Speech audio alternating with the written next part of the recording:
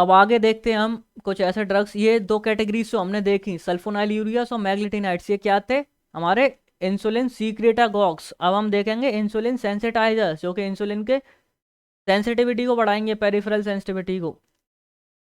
तो ये सारी चीज़ें इसमें आ गई। अब पहले इसमें जो कैटेगरी है ड्रग्स की, वो है बायोगोनाइड्स। बायोगोनाइड्स ड्रग हैं, इनमें एक ही ड्रग आता है जो है मेटफॉर्मिन। बहुत कॉमनली आपने देखा होगा मेटफॉर्मिन, सबसे पहला ड्रग ऑफ चॉइस होता है टाइप 2 डायबिटीज मेलाइटस के लिए। तो ये क्या हो गया, मेटफॉर्मिन। मेटफॉर्मिन आगे देखते हैं कुछ मेटफॉर्मिन के बारे में कि ये क्या है, इंसुलिन सेंसिटाइजर है। यानी कि ये रिलीज नहीं करवाएगा इंसुलिन का, बल्कि जो इंसुलिन ऑलरेडी प्रेजेंट है उसको एक्शन को बढ़ा देगा, उसको वहाँ पे ब्लड ट्रांसपोर्टर्स हैं, वहाँ पे जाके ग्लूकोज के अपरेगुलेशन है वहाँ मदद करेगा, तो सेंसिटिविटी बढ़ा देगा अल्टीमेटली।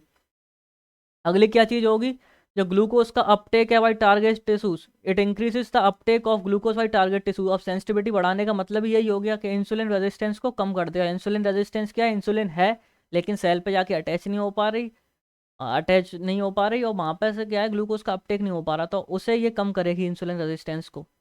सल्फोनाइल यूरियास में क्या होता था, वो क्या करते थे, इंसुलिन सीक्रेशन को प्रमोट करते थे। लेकिन इसमें सल्फोनाइल यूरियास के कंपैरिजन में ऐसी कौन सी चीज़ है जो नहीं होती है, it doesn't promote insulin secretion. अब जब ये इंसुलिन के सीक्रेशन कोई नहीं करवाएगा, इंसुलिन क्या करती है, ग्लूकोज को कम करती है, जब ये इंसुलिन को सीक्रेट ही नहीं करवाएगा तो क्या होगा, रिस्क ऑफ हाइपोग्लाइसीमिया कम हो जाएगा या फिर बहुत कम होगा। यानी कि जब इंसुलिन ही नहीं है तो फिर ग्लूकोज को बहुत ज़्यादा इंसुलिन ज़रूरत से ज़्यादा होने का चांस ही पैदा नहीं होता, क्योंकि ये इंसुलिन के सीक्रेशन को तो बढ़ा ही नहीं रहा, तो हाइपोग्लाइसीमिया का रिस्क यहाँ पे बहुत कम हो जाता है। हाइपोग्लाइसीमिया एक इमरजेंसी होती है, जैसे कि हमने इंसुलिन वाले पहले लेक्चर में देखा था। और क्या है, ये यूज़फुल है पीसीओडी के ट्रीटमेंट में भी। क्यों है, क्योंकि ये इंसुलिन के रेजिस्टेंस को बढ़ा देती है। जो पॉलीसिस्टिक ओवरी सिंड्रोम होता है फीमेल्स में, उसमें देखा गया है कि इंसुलिन रेजिस्टेंस हो जाता है, और ये इंसुलिन रेजिस्टेंस को कम करने में मदद करती है, तो कहीं ना कहीं पीसीओडी में हेल्पफुल है। और आजकल क्या हो रहा है इस ड्रग को, आजकल ये ट्रायल्स हैं, इसके अंडर ट्रायल्स चल रहे हैं किस चीज़ के लिए, as an anti ageing agent. Anti ageing agent, ये अभी ट्रायल्स में है। अब आगे देखते हैं मैकेनिज्म ऑफ एक्शन के बारे में। तो किसी एक मैकेनिज्म से काम नहीं करता हमारा मेटफॉर्मिन, अलग अलग मैकेनिज्म्स हैं इसके काम करने के लिए हमारे पास। सबसे पहले हम देखते हैं कि क्या मैकेनिज्म है। हमारी कुछ एंजाइम्स होती हैं लिवर में, जैसे कि एएमपी के, एडिनोसिन मोनोफॉस्फोकाइनेज। एएमपी के एंजाइम्स होती हैं, ये क्या करती हैं, जो हमारी जीन्स होती हैं कुछ, जो कि ग्लूकोनियोजेनेसिस करवाती हैं। ग्लूकोनियोजेनेसिस एक ऐसी प्रोसेस होती है जिसमें क्या होता है, ग्लूकोज का फॉर्मेशन होता है किसी दूसरे सोर्स से, नॉन कार्बोहाइड्रेट सोर्स से। तो ultimately gluconeogenesis is formation of a glucose, simple. तो ऐसी जीन्स कुछ होती हैं जो कि ग्लूकोनियोजेनेसिस को प्रमोट करती हैं, और एएमपी के एक एंजाइम होती है, वो इन जीन्स को क्या करती है, इनहिबिट करती है। तो हमारा जो ड्रग है मेटफॉर्मिन, वो क्या करता है, इन्हीं एंजाइम्स को जाके इनके नंबर को बढ़ा देता है, प्रमोट करता है इन एंजाइम्स को, एगोनिस्ट की तरह काम करता है। तो जब इन एंजाइम्स का नंबर बढ़ जाता है, ये एनहांस कर देता है, इनका अपरेगुलेशन कर देता है, तो जो जीन्स होती हैं वो ज़्यादा इनहिबिट होंगी। ज़्यादा इनहिबिट होंगी तो क्या होगा, ग्लूकोनियोजेनेसिस कम हो पाएगी। ग्लूकोनियोजेनेसिस जब कम होगी तो क्या होगा, अल्टीमेटली ग्लूकोज कम बनेगा, तो ग्लूकोज कम हो जाएगा। और जो भी एक्सेस ग्लूकोज बनता है ना हमारे लिवर में, वही मेन कारण होता है इंक्रीज्ड ब्लड ग्लूकोज का। तो अगर हम उसको ही बंद कर देंगे तो कहीं ना कहीं बहुत ज़्यादा हेल्प मिलेगी ग्लूकोज के लेवल को कम करने में। ये जो कुछ जीन्स होती हैं, फॉस्फोनिल पायरोवेट कार्बोक्सिनेज, एक जीन ये है, और ग्लूको 6 फॉस्फेटेज, ये कुछ जीन्स के नाम है जो कि क्या करवाती हैं, ग्लूकोनियोजेनेसिस, इन्हीं को इनहिबिट करती है हमारी एएमपी के। अब आगे नीचे चलते हैं, दूसरा मैकेनिज्म देखते हैं किस तरीके से। ये हो गया एक मैकेनिज्म। दूसरे मैकेनिज्म में जो हमारी मसल्स और एडिपोज टिश्यूज हैं, इनमें क्या होता है, ग्लट रिसेप्टर्स होते हैं प्रेजेंट। ग्लट रिसेप्टर्स क्या होते हैं, ये क्या करते हैं, ग्लूकोज के अपटेक के लिए रिस्पॉन्सिबल होते हैं। ग्लूकोज के अपटेक को क्या करवाते हैं, ये ट्रांसलोकेशन करवाते हैं। अंदर प्रेजेंट होते हैं ये सेल के, जब ग्लूकोज आता है तो ये बाहर आ जाते हैं सरफेस पे, इस प्रोसेस को बोलते हैं ट्रांसलोकेशन। तो ग्लट फोर रिसेप्टर्स क्या करते हैं, यहाँ पे ट्रांसलोकेशन करवाते हैं। और क्या होता है, उससे इंसुलिन आती है, उनसे अटैच होती है और ग्लूकोज के अपटेक को करवा देती है। इससे क्या होता है, जो हमारा पेरिफेरल ग्लूकोज का अपटेक है वो बढ़ जाता है। और जब ग्लूकोज अपटेक हो जाएगा मसल्स में, एडिपोज टिश्यूज में, तो क्या होगा, ब्लड में कम रह जाएगा ग्लूकोज, तो ब्लड ग्लूकोज कम हो जाएगा। तो अब होता क्या है, जो हमारी मेटफॉर्मिन होती है इस ट्रांसलोकेशन को क्या करती है, प्रमोट करती है। इंसुलिन और जो एडिपोज टिश्यूज के अंदर जो ट्रांसलोकेशन वाला प्रोसेस हो रहा है ग्लड रिसेप्टर्स का, इसको क्या करती है, प्रमोट करती है। देखो ये हैं ब्लू कलर से बने हैं ग्लड रिसेप्टर्स, तो इनमें क्या होता है, ये हैं ग्लूकोज ट्रांसपोर्टर्स। हमारा बाहर ग्लूकोज पड़ा हुआ है, इंसुलिन आती है, जब तक इंसुलिन इससे अटैच नहीं होगी तब तक ये नहीं होगा, तो जब इंसुलिन आएगी तो ये ग्लूकोज का अपटेक अंदर हो जाता है। और इनका जो ट्रांसलोकेशन होता है सेल की सरफेस पे आने की प्रोसेस को कौन करवाती है, मेटफॉर्मिन प्रमोट करती है। तो पहला हमने क्या देखा था, इसका मैकेनिज्म ऑफ एक्शन हम पहले देखा था कि ये क्या करती है, एएमपी काइनेज को प्रमोट करती है, जो कि अल्टीमेटली क्या करती है, जीन्स को इनहिबिट करती हैं। दूसरा हमने क्या मैकेनिज्म ऑफ एक्शन देख लिया कि ये ट्रांसलोकेशन बढ़वाता है ग्लड रिसेप्टर्स का, मेटफॉर्मिन।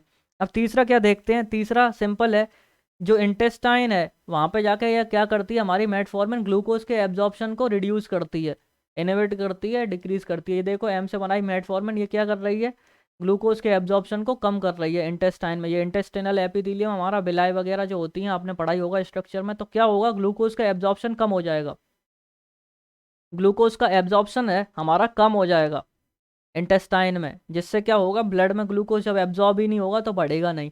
चौथा मैकेनिज्म क्या है कि प्लाज्मा ग्लूकेगन को कम करती है। ग्लूकेगन एक ऐसी एंजाइम होती है जो कि ब्लड ग्लूकोज को बढ़ाती है।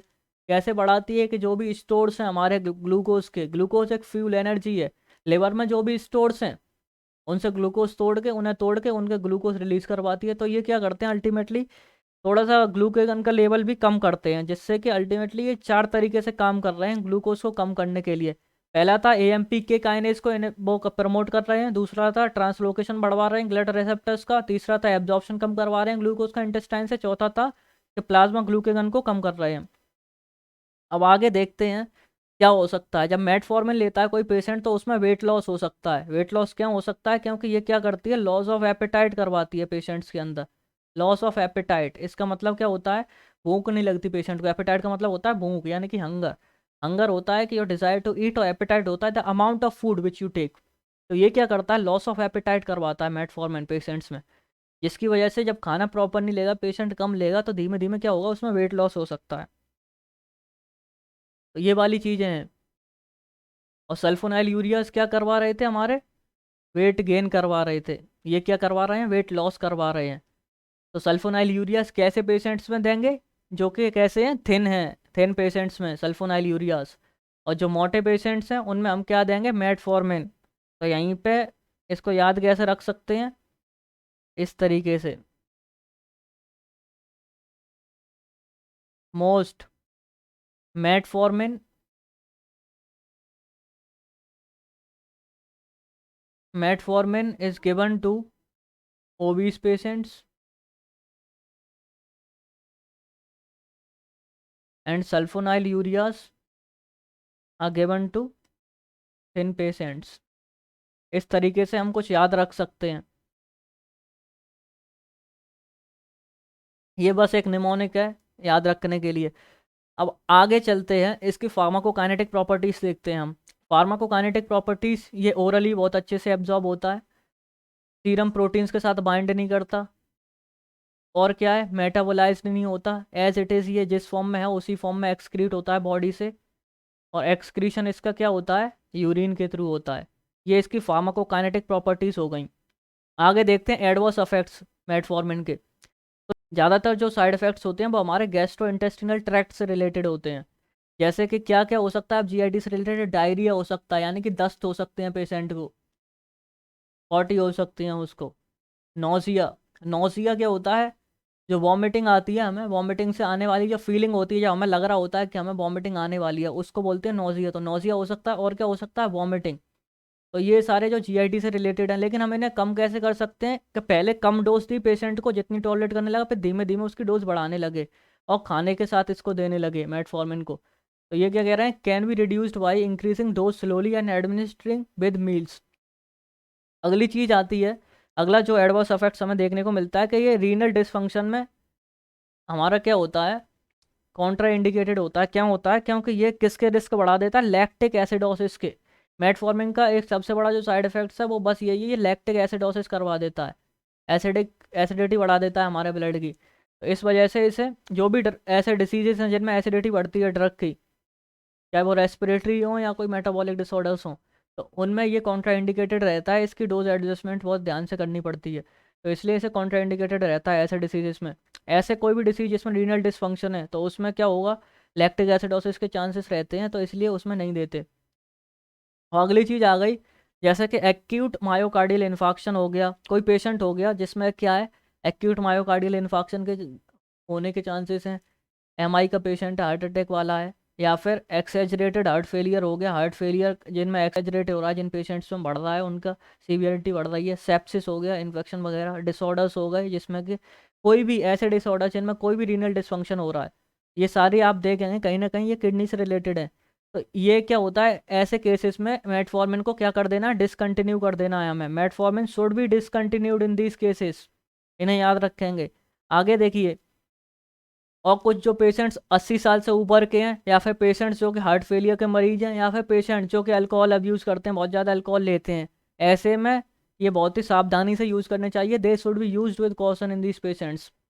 अगला पॉइंट क्या है कि ऐसे पेशेंट्स जो कि किसी भी रेडियोग्राफिक कॉन्ट्रास्ट के ऐसे किसी रेडियोग्राफिक कॉन्ट्रास्ट उनमें मटेरियल डाला जा रहा है, किसी चीज़ की डायग्नोसिस के अंदर अंदर जा रहे हैं जिसमें रेडियोग्राफिक कॉन्ट्रास्ट से उनकी डायग्नोसिस होती है, ऐसे केस में मेटफॉर्मिन को टेम्परेरीली डिसकंटिन्यू कर देते हैं।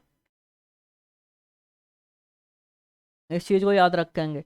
अगली चीज़ है, rarely fetal lactic acidosis has occurred, यानी कि फीटल लैक्टिक एसिडोसिस बहुत ही रेयरली देखी गई है, तो इसलिए हम इसे प्रेगनेंसी में दे सकते हैं, लेकिन कॉशन के साथ। अगली चीज़ है, जब इसका लॉन्ग टर्म यूज़ करते हैं हम मेटफॉर्मिन का, तो इसमें पेशेंट में क्या होता है, वाइटामिन B12 की डेफिशिएंसी देखने को मिलती है। तो ऐसे डेफिशिएंसी ऑफ वाइटामिन B12, अब वाइटामिन B12 की डेफिशिएंसी से क्या मतलब है, हमें periodic measurement of vitamin B12 recommend किया जाता है जिन पेशेंट्स में मेटफॉर्मिन चल रही है, और स्पेशली उन पेशेंट्स में जिनमें क्या है, एनीमिया या फिर पेरिफेरल न्यूरोपैथी, जिनमें पहले से ही वाइटामिन B12 होने के चांसेस कम है, क्योंकि one of the cause of anaemia is also vitamin B12 deficiency.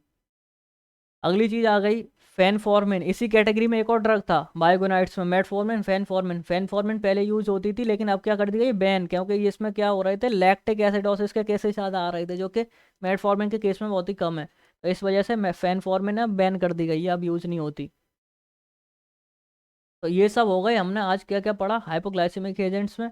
पहली कैटेगरी हमने सल्फोनाइल यूरियास, फिर मैग्नेटिनाइड्स, और अब हमने देख लिए बायोगोनाइड्स।